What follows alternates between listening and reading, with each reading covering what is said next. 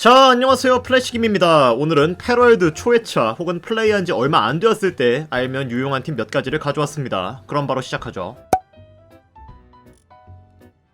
기본적으로 이 게임은 PVP가 아닙니다. 남들과 경쟁하는 게 아니기 때문에 월드 설정을 해서 본인의 입맛에 맞게 스탯을 조절하는 게 가능하죠. 게임을 해치지 않는 선에서 플레이한다 했을 때 오브젝트 HP 비율을 조정하면 벌목, 채굴 등 노동에 관련된 시간을 빠르게 단축하는 게 가능합니다. 보통 1로 설정되어 있는데 이것을 0.5로 설정만 해도 노동 시간이 2배 정도 단축되는데요. 원하지 않는다면 놔둬도 상관없습니다. 다만 바쁜 직장인들에게는 권해드리고 싶어요. 그리고 이후 있을 거대할 부하에 걸리는 시간을 조정하면 부하하는 데 걸리는 시간을 빠르게 단축해서 시간 절약에 유리합니다. 그리고 이 게임은 데스 페널티가 있어서 죽으면 아이템을 그 자리에 모두 떨구지만 옵션에서 이건 역시 비활성화할 수 있어요. 이것들을 적절히 조정하면 게임의 밸런스를 해치지 않는 선에서 재밌게 즐길 수 있습니다. 유용하게 사용해보세요.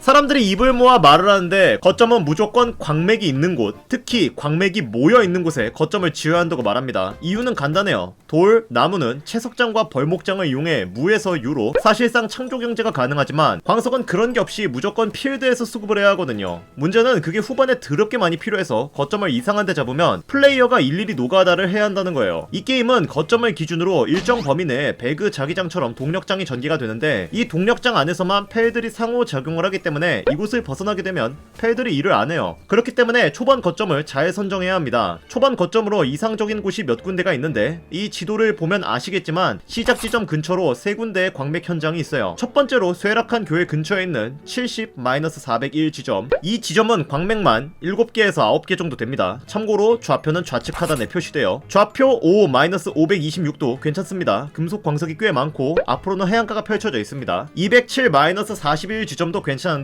금속뿐만 아니라 석탄도 보유하고 있고 또한 산 꼭대기라 침입이 거의 없다는 장점이 있죠. 하지만 쇠락한 교회 근처가 초반부에 스타팅하기에 거리도 가깝고 그마저도 뛰어가다 보면 가깝지 않겠지만 근처에 있는 갱도에서 암시장도 있기 때문에 사람들이 자주 애용하는 것입니다.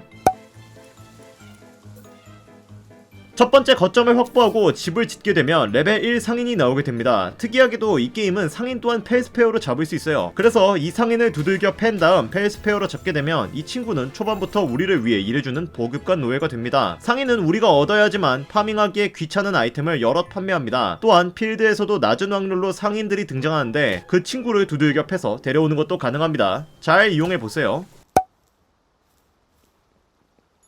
벌목을 하고 채굴을 하고 기지를 건설하고 이 짓거리를 하다보면 스테이터스 포인트라는 것이 쌓입니다. 이 스테이터스 포인트를 이용해 능력치를 강화하는 게 가능한데 효율이 좋은 건 무게입니다. 1점당 50이 올라가고 기본이 300이지만 못해도 500에서 600까지는 쌓아야 하며 1000 이상이 될 시 마음의 평안을 얻게 돼요. 물론 이마저도 나중에 부족하다 느끼겠지만 기력 역시 중요한데 기력은 스태미나라고 보시면 돼요. 주로 회피, 달리기, 절벽에 매달리기, 벌목, 채굴, 낙하산 타기 등등 여러가지 요소에 쓰이는 중요한 스탯입니다. 초반에는 무게 2에서 3스택을 찍을 때마다 기력을 1포인트씩 찍어주면 좋아요. 공격력은 효율이 낮아서 별로 안 좋습니다. 물론 정답은 없어요. 다만 레벨 15 때 약재 제작대에서 만들 수 있는 기억 삭제 약이 스테이터스를 초기화할 수 있는데 현재 버그가 있어서 먹는 걸 추천하지 않아요. 맵상에 쿠룰리스 상이라는 아이템이 있는데 이것을 먹고 석상에서 자신의 스테이터스를 강화할 수 있거든요. 기가 막힌 게 이 약을 먹으면 이렇게 올린 스테이터스가 날아가 버려요. 문제는 쿠룰리스 상은 한번 먹으면 리셋이 안 된다는 거죠. 그러니까 먹으면 사실상 영구적인 능력치 감소로 이어지는 희대의 트롤약이에요. 현재 개발사에서도 주시하고 있지만 업무가 너무 많아 당장에 픽스를 할 수 없으니 되도록이면 이 약을 먹지 말라고 공지를 했습니다. 거짓말 아니에요. 진짜입니다. 현재는 고쳐졌는지 아닌지 확인이 잘 안 되는데 그냥 웬만하면 먹지 마세요. 굳이 위험을 감수할 필요 없잖아요.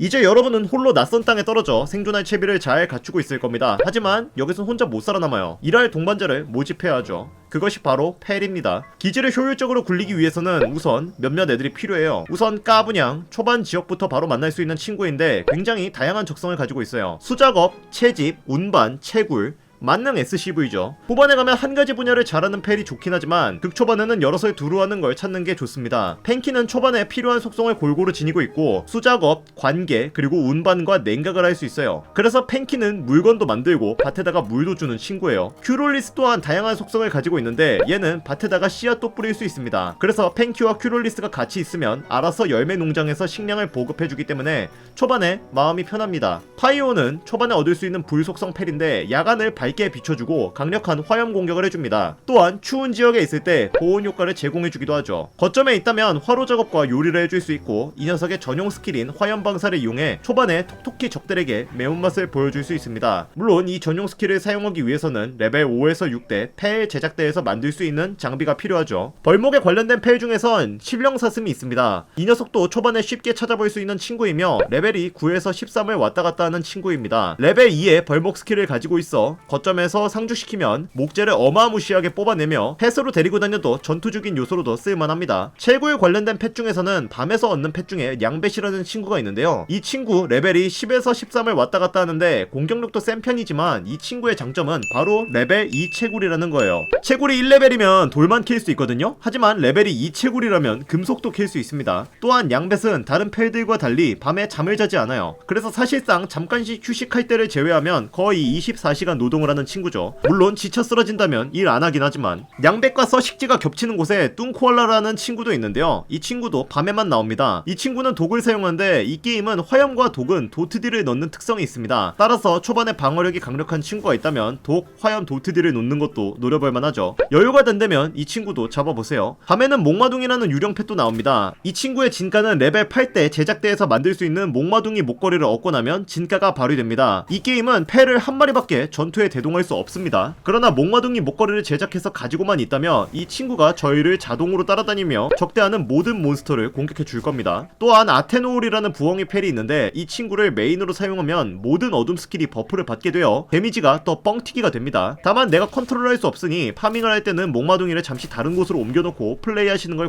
권장드립니다. 이동에 관련된 펠은 다크울프가 있습니다. 성공을 하는 몬스터고 쌍둥이 기사 다리 주변에서 많이 만날 수 있습니다. 이 친구는 안장을 만들어야 타고 다닐 수 있는데요. 레벨 8대 제작대에서 만들 수 있을 겁니다. 현재 버그 때문에 슈퍼 점프가 가능합니다. 이 키를 누르면 이 녀석이 차징을 한 후 전방으로 돌진을 하는데요. 이때 타이밍을 맞춰서 스페이스를 누르면 슈퍼 점프를 하게 됩니다. 지상에서 타고 다니는 애들 중에 이 버그 때문에 이 녀석이 인기가 많아요.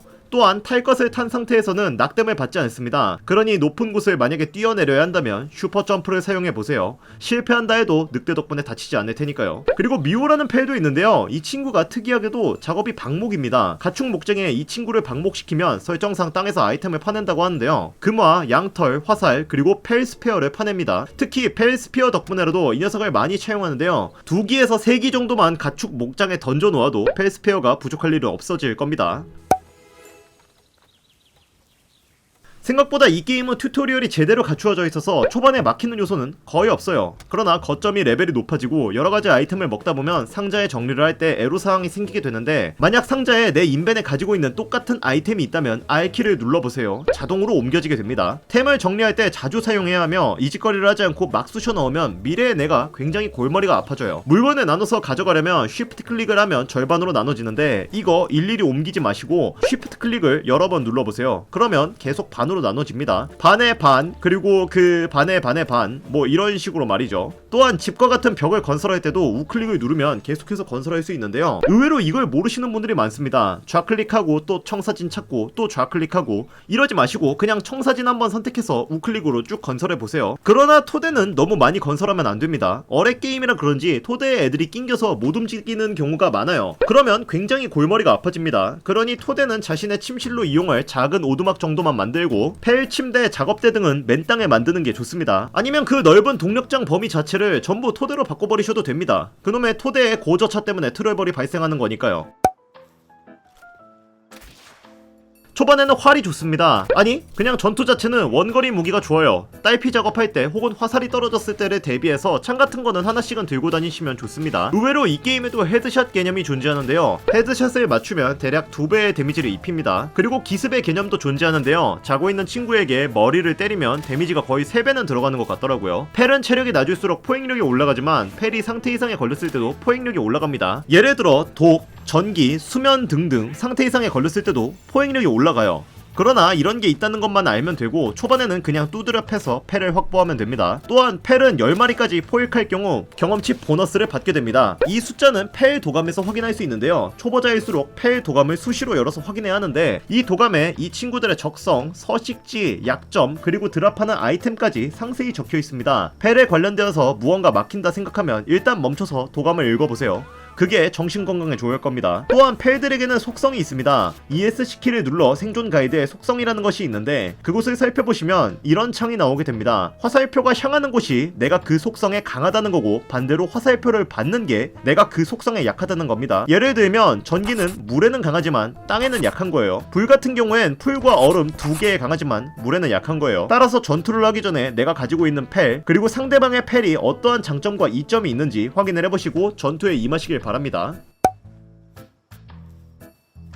의외로 펠을 잡는 것이 낮보다 밤이 더 쉽습니다. 밤에는 펠들이 잠을 자거든요. 낮에는 한 녀석만 때려도 옆에 있는 다른 애들이 무슨 전우애가 그리 넘쳐나는지 협공을 해서 나를 갈아버리려 하지만 밤에는 그런 게 없어요. 옆에서 사지가 분해되든 비명을 내지르든 쿨쿨 잡니다. 간헐적으로 몇몇 애들이 깨는 것 같기는 하지만 뭐 어쨌든 따라서 1.4가 용이한데요. 문제는 밤에 앞이 안 보인다는 거죠. 그럴 때에는 작업대에서 횃불을 만들어서 가도 되지만 사실상 파이오를 동료로 데려가는 게 마음이 편할 거예요. 그리고 이전에도 설명했지만 밤에만 등장하는 펠들이 있기 때문에 밤에 활동하시는 것도 도움이 많이 될 겁니다. 이번에 제가 준비한 영상은 여기까지입니다. 이후에 있을 팁 영상은 이번 영상보다 더욱 심화적인 내용을 다룰 것입니다. 이것은 기초만 다진 영상이니까요. 이후 영상이 기대되신다면 구독, 좋아요, 알림 설정을 눌러주셔서 저의 영상 제작에 힘을 보태주십시오. 시청해주셔서 감사합니다.